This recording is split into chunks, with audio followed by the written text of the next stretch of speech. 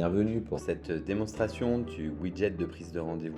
On va commencer par le bandeau gauche que l'on peut retrouver avec le logo de l'entreprise, son nom, l'adresse et des horaires d'ouverture, et également une section contact où on va pouvoir retrouver d'éventuels moyens de communication tels que numéro de téléphone, réseaux sociaux. Sur la partie centrale, on va retrouver ce que l'on appelle des services, donc des motifs de rendez-vous pour lesquels on va pouvoir venir booker un rendez-vous.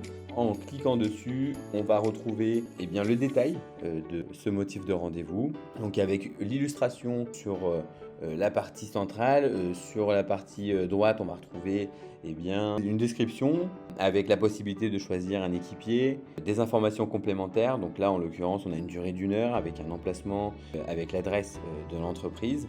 Le choix du collaborateur est obligatoire. Donc je peux procéder à la réservation de mon créneau. Et pour ce faire, on va me proposer toutes les prochaines disponibilités de l'équipier Clara, ici même.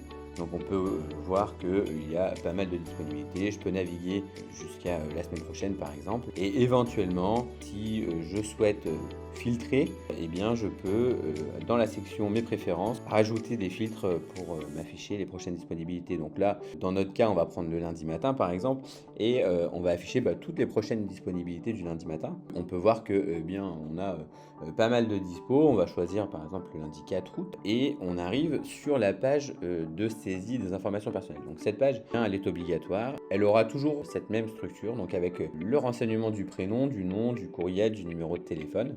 On a une première case à cocher qui est d'être averti lorsque un rendez-vous similaire pour une date plus proche se libère. Si l'agenda de Clara est complet jusqu'au 4 août, si un créneau se libère, entre-temps, je vais pouvoir recevoir une notification pour que je puisse réserver ce nouveau créneau disponible.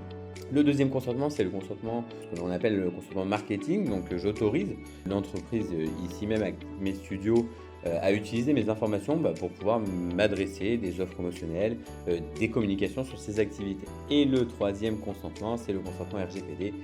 Donc comme quoi j'autorise que mes coordonnées soient conservées pendant une durée de 10 ans dans le cadre de la mise en relation avec mes studios pour la prise de rendez-vous. J'ai un bouton suivant qui va me permettre ici de pouvoir venir insérer des informations complémentaires à la prise de rendez-vous.